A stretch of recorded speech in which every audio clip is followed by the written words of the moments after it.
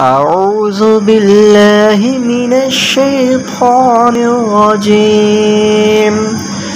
بسم الله الرحمن الرحيم. الرحمن علم القرآن خلق الإنسان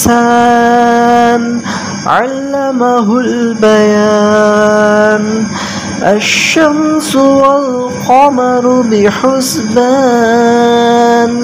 والنجم والشجر يسجدان. والسماء رفعها ووضع الميزان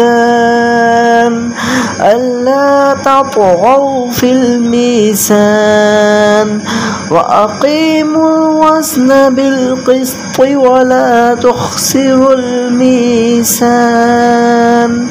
والأرض وضعها للأنام فيها فاكهة والنخل ذات الأكمام والحب ذو العصف والريحان.